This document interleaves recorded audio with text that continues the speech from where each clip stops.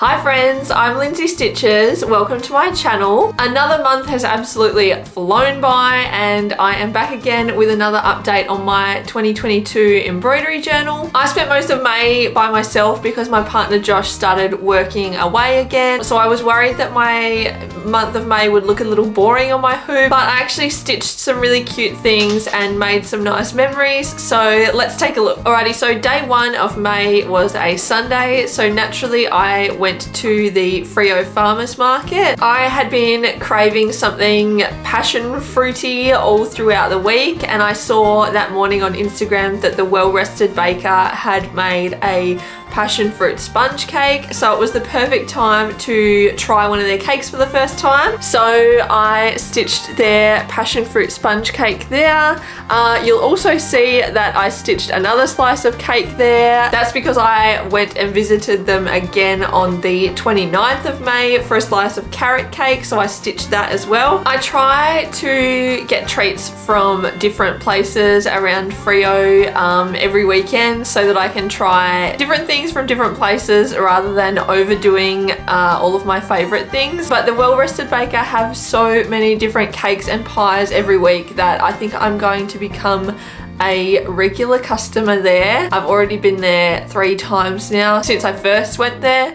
So yeah, they made it onto my hoop twice in May. On the 4th, I was putting my shoes on, getting ready to go to work, and my shoelace snapped. So I stitched one of my Vans there with the little broken shoelace. On the 5th, I bought a loaf of sourdough bread from Everyday Bread, which is a bakery not far from my house. They're actually open from like 3:30 in the afternoon till like 8:30 at night, which I think is really cool because it's kind of like a novelty to go and get fresh bread that late in the day. So for that, I stitched a little loaf of bread in their brand colors. They make a like pumpkin loaf that looks really good. They always post it on Instagram and I think I'm gonna get that next time I go there. I recently finished watching Gilmore Girls all the way through for the first time ever. So after I'd finished watching that on the 6th of May, I actually started watching the reunion one, which is called A Year in the Life. So I stitched just like that acronym and I didn't really enjoy it. I thought it was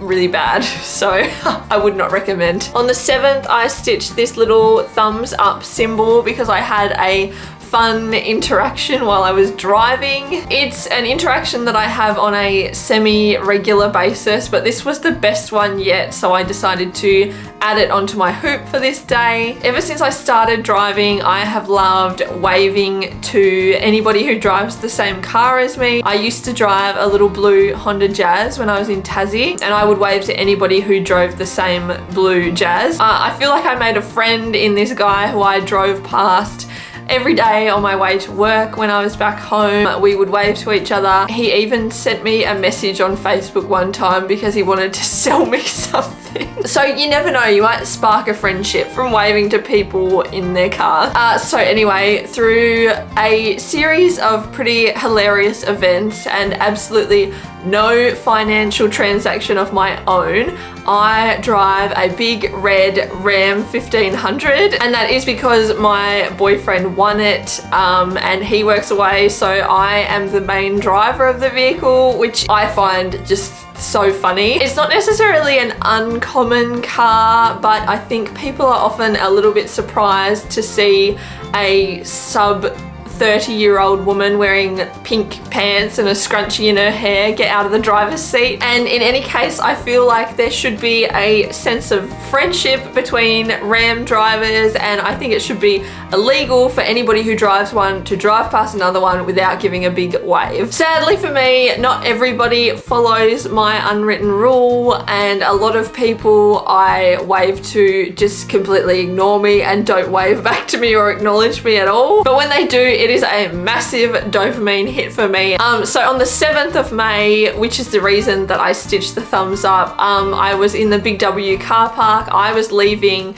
and as I was driving out, I saw another Ram driving in and we were gonna cross paths. I gave the driver a big wave and he gave me a huge wave and a big thumbs up out the window, and it was so funny. It makes me so happy and I can't help but just laugh at myself constantly. I can only hope that people who see me driving that car find it as funny as I do that I drive such a stupidly obnoxious vehicle. On the 9th of May, I enrolled in a course called Explore Your Power that is created by Lucy Peach. She helps people who menstruate to harness the powers that we get throughout the different phases of our cycles and tells you how to best utilize the energy that you get throughout the month. So for that, I stitched this little like rainbow light beam that Lucy uses in her branding, and it's even on the front cover of her book called Period Queen. So on the 10th, Josh came home. He had been in Tassie for a week. He only came back for one night and then went back to work again the next day. So I only saw him for a very short time, but he brought me back a book that he bought me. It was Muster Dogs by Atisha Gray, who was on the Muster Dogs TV show. I'm really proud of it because I think it's super detailed in such a tiny space. Like, it's literally smaller than my fingernails. On the 13th, I got a t-shirt in the mail from Charm Offensive Tees, and it says "Not Today" on it, so I stitched that. On the 14th, I took Mosby for a walk and it started raining on us, so I stitched a tiny little picture of me and him with an umbrella. He didn't appreciate it very much and wanted to go straight home. On the 15th, Mosby and I went into Fremantle and went to New Edition Bookshop, so I stitched a colour coordinated bookshelf there. That day I bought a book called Hush, and I really enjoyed it, so I would recommend that one. On the 17th, my colleague Greg gave me a kilo jar of honey that came from Broome, so I stitched a little bee for that. This is another one of my favorites from this month. On the 18th, my earrings from Hot Mess Design arrived. There they are.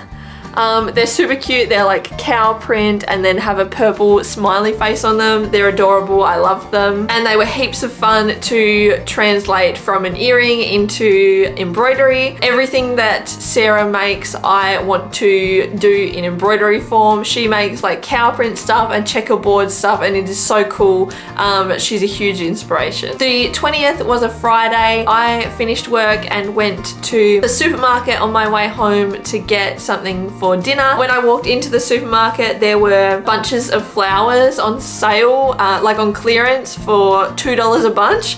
So I bought myself a little bunch of flowers. Saturday the 21st was Federal Election Day in Australia, so I stitched the Australian Greens logo because I went into Freo to go and vote #1 for the Greens and get myself a democracy bacon and egg roll. On the 22nd, I stitched a tiny version of the Freo container rainbow because I started designing a pattern so I could stitch a bigger version of it. On the 24th, after an 8-month hiatus from uni, I decided to finally enroll in another unit. So I stitched the unit code there, which is BMA 357. This one's a bit weird, but also one of my favorite things that I stitched this month. I cleaned the whole house on the 28th, so I stitched my mop.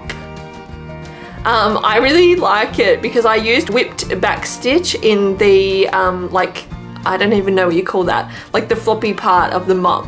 And I just think it looks really cute. On the 30th, I got a couple of books in the mail. One of them was I bought purely because Booktopia told me to choose from this particular selection of books and they would give me free shipping. So I chose one called Vanishing Falls because it had good reviews. That is the front cover of it there. And I actually, when I got it and I read the blurb, I realized that it was set in Tasmania, which I thought was really cool and funny that I had no idea before I even ordered it. I finished reading it now and I actually really enjoyed it, so I will be doing that again. And on the last day of May, I took all of our cans and bottles to the container recycling place because we get 10 cents back for them.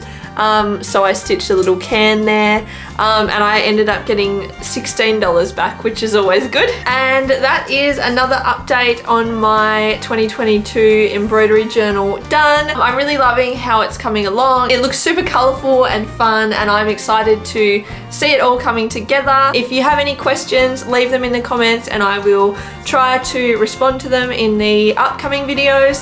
So yeah, have a good day and I will see you on the next one.